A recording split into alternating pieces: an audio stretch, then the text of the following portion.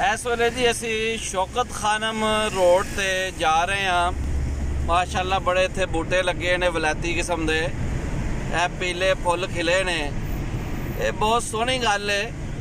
मगर जिहड़ी लोड़ इस वेले साडी धरती नूं, साडे इस पंजाब नूं में, वो ये वे कि देसी पौधे लाए जान, टाली लाई जाए, तूत लाया जाए, जामनू लाया जाए, जिन्हां दी छां भी बड़ी घनी बहुत ज़बरदस्त होंदी है। यह भी पौधे चंगे ने, पीले पीले फुल खिले ने, मगर ये नाल एलर्जी दी शिकायत भी लोग दसते हैं।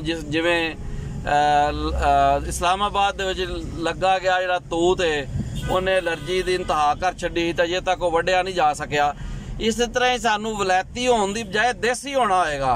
क्यों जी नज़ीर साहब, तुसीं इस बारे की कहोगे? बिल्कुल जी, बिल्कुल सही आखदे ने हुसैन पट्टी साहब। सानू अपने कल्चर को प्रमोट करना चाहिए है। सानू चाहिए है कि असीं अपने कल्चर को सब तो अगे लैके आईए, तो जिहड़ी इन्हां ने गल कीती है बिल्कुल सही की है, सानू उस ते अमल करना चाहिए।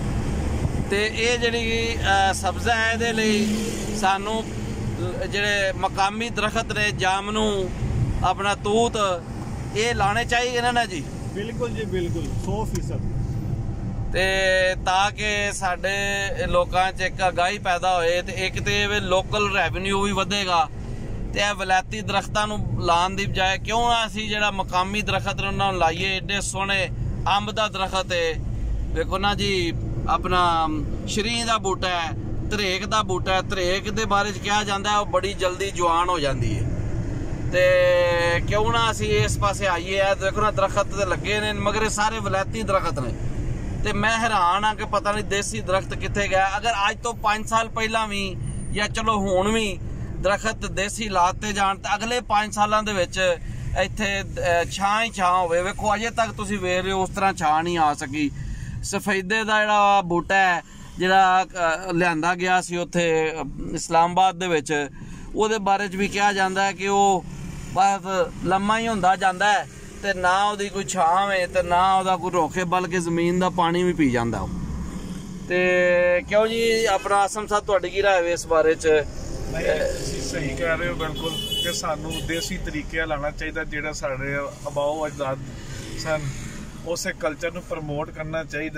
देसी बूटे, हाँ जी, देसी बूटियां बहुता ध्यान देना चाहिए। ते धरेक ते अपना होर केड़ा बूटा लगना चाहिए तुहाडे ख्याल नाल? अपना शरीं भी ठीक है मेरा ख्याल है, पिपल, हाँ जी, ते बोर्ड दा दरखत है। ये आखिर साडी सकाफत भी है, साडा वसेब है, पंजाब दा वसेब। इस गल दी साडे कोल मंग करदा है, और पंजाबियां लिए ये जरूरी है कि अपना लोकल जिहड़े मकामी दरखत ने वो लाण। और पंजाब दा वसेब जिहड़ा दरियाए सिंध दा, इहनूं वसेब कहा जाता है। सिंध धरती दी सोहनी धरती दी जमीन है, जिहड़ी कि इत्थों पंजाब तो शुरू हो के ते कश्मीर तक जिहड़ा ना सिलसिला जाता है। ते तां ही ते कश्मीर तो जिहड़े साडे सूफी शायर जनाब मियाँ मुहम्मद बख्श साहब ने कहा सी ना, डिठे कई मुल्क अंदर जाग ते ख्वाब, ना डिठा मिसल हुसन आबाद पंजाब।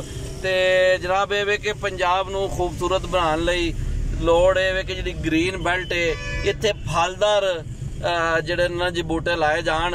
हुण तूत बहुत वधिया एक दरखत है, जिहड़ा ओहदे पत्ते ओहदे गरारे कीते जा सकते हैं, गला भी ठीक हो जाता है। ते मतलब है वे कि ओहदे तूत खा के ओहदे कई बीमारियां दा इलाज है। जामनू है, शुगर दा इलाज है। इस तो अलावा ठंडा है, गर्मियां तस्कीन दिंदा है। होर भी इस तरह साडे जिहड़े मकामी जिहड़ा सुच्चा गुलाब है, जित्तों गुलकंद बनती है, वो लाया जाए। ते ये बजाय इसते कि असीं रेवन्यू अपना बाहर सुट्टीए, तो उन्हां तो वलैती चीज़ां मंगवाइए। हुण छतरी दरखत है, ठीक है, ये हो तो जाता है, मगर ये वे कि जो लोकल साडे कोल धरेक जो है, शरीं जो है, शरीं दा बूटा बड़ा बेहतरीन है। ते इस तो अलावा सुख चैन है, ये सारे लाए जान। ते वेखो ना, जिहड़ा पौधे दा नाम ही सुख चैन है, यानी उस तो सुख मिलता है, ते वो क्यों नहीं लाया जाता? ते दुख च पैण दी लोड़ की है? क्यों जी नज़ीर साहब, तुसीं इस बारे च अपने अफकारे आलिया पहुँचाओ आवाम तक। बिल्कुल जी, बिल्कुल सानू अपने कल्चर नूं प्रमोट करना चाहिए। हुसैन पट्टी साहब जिहड़ी गल बार बार करने, साडे कोल जिहड़ियां शैवां पईयां ने साडे कोल, असीं उहनूं इस्तेमाल करिए, ना कि असीं बाहर तो लैके आके इस्तेमाल करिए।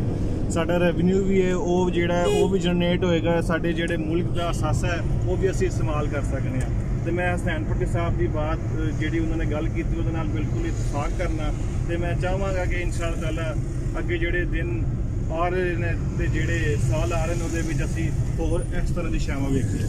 ਬਿਲਕੁਲ ਜੀ, ਆ ਵੇਖੋ ਨਾ ਜੀ ਗ੍ਰੀਨ ਬੈਲਟ ਹੈ ਐਮਪੋਰੀਅਮ ਦੇ ਨਾਲ, ਗ੍ਰੀਨ ਬੈਲਟ ਹੈ ਇਸ ਟਾਈਮ। ਇਸ ਗ੍ਰੀਨ ਬੈਲਟ ਦੇ ਉੱਤੇ ਅਗਰ ਬੇਰੀ ਦੇ ਬੂਟੇ ਲੱਗੇ ਹੋਣ ਤੇ ਬੇਰੀ ਦੇ ਬੂਟੇ ਦੇ ਬਾਰੇ ਚ ਕਿਹਾ ਜਾਂਦਾ ਨਾ ਜੀ ਕਿ ਬੇਰ ਖਾਓ ਤੇ ਇੱਕ ਸੇਬ ਹੀ ਹੈ, ਠੀਕ ਹੈ ਨਾ।